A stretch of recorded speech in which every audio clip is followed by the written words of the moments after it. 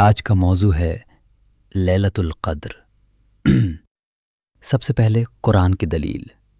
اللہ تعالیٰ سورہ القدر میں فرماتے ہیں انا انزلناہ فی لیلۃ القدر وما ادرک ما لیلۃ القدر لیلۃ القدر خیر من الف شہر تنزل الملائکۃ والروح فیہا باذن ربہم من کل امر سلام ہی حتی مطلع الفجر، یعنی ہم نے قرآن کو لیلۃ القدر میں نازل کیا۔ لیلۃ القدر ہزار مہینوں سے بہتر ہے۔ اس رات فرشتے اور روح الامین اترتے ہیں اپنے رب کے حکم سے۔ یہ رات صبح ہونے تک سلامتی ہی سلامتی ہے۔ یہ سب قرآن سے قطعی ثابت ہے۔ اب حدیث کی دلیل۔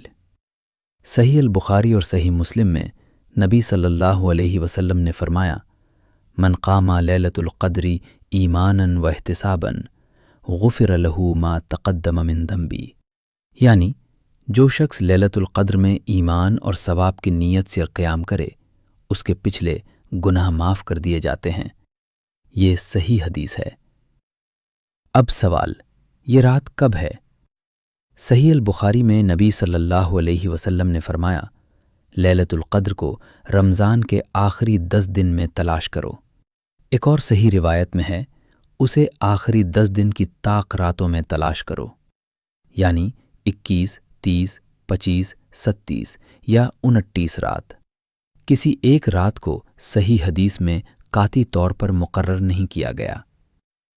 اب ایک اور اہم بات، صحیح البخاری میں روایت ہے نبی صلی اللہ علیہ وسلم کو لیلۃ القدر کی تاریخ بتائی گئی تھی، لیکن 2 لوگوں کے جھگڑے کی وجہ سے اس کی تعیین اٹھا لی گئی۔ اس میں حکمت یہ ہے کہ بندہ صرف ایک رات پر بھروسہ نہ کرے بلکہ پورے آخری 10 دن میں محنت کرے۔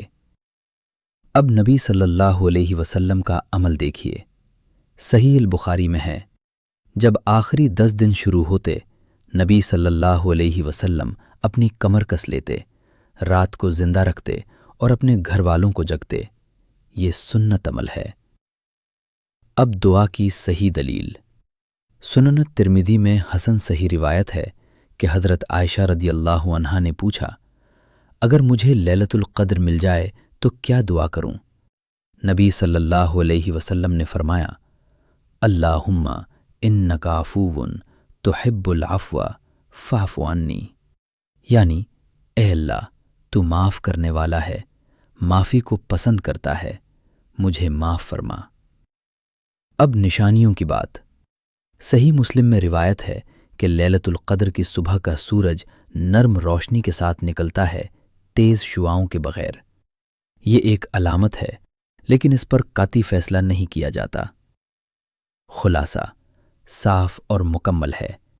لیلۃ القدر قرآن سے ثابت ہے، ہزار مہینوں سے بہتر ہے، فرشتے نازل ہوتے ہیں، آخری 10 دن کی طاق راتوں میں تلاش کرنی ہے۔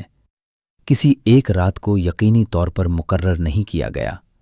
اس رات میں قیام، دعا اور عبادت افضل عمل ہے۔ معافی کی دعا سب سے بہتر ہے۔